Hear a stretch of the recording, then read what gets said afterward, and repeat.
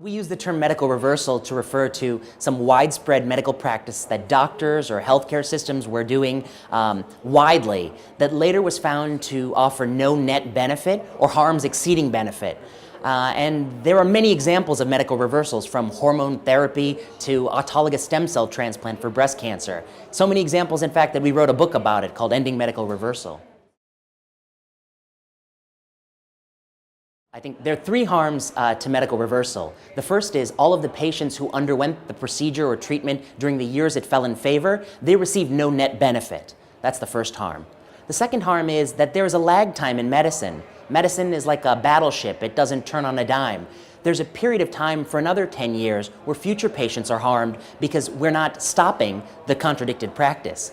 And the third harm is loss of trust in the medical system. Reversals really undermine confidence in doctors and healthcare, and there are many forces out there that want to seize upon a lack of confidence in established medical practice to promote unproven therapies.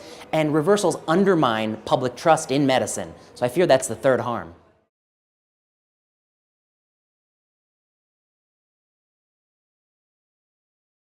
I think the key historical point behind all reversals is that we adopted a medical practice lacking robust evidence that it did what we wanted it to do. In all cases, we adopted it based on insufficient evidence, pathophysiology alone, observational studies, epidemiological studies, before and after studies, and not well-done randomized controlled trials.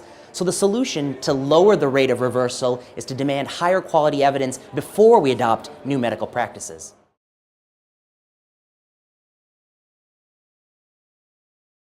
The lower the standard to get a drug or device on the market, the less efficacy you have to show upfront, the higher the chance that later on you will find that product did not do what you wanted it to do.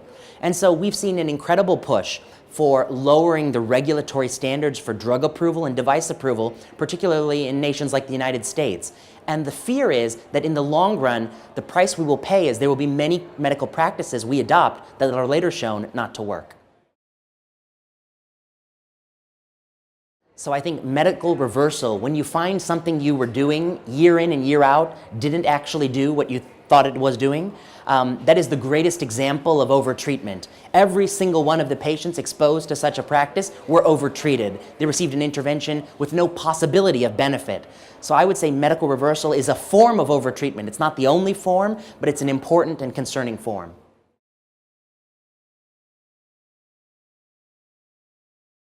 I'm a big proponent in campaigns like Choosing Wisely, like the British Medical Journal's Too Much Medicine, like JAMA Internal Medicine's Less is More. I think they bring awareness to the subject that there are many medical practices that don't do what we think they do, or offer harms in excess of benefits, or offer very low benefits in some groups of people.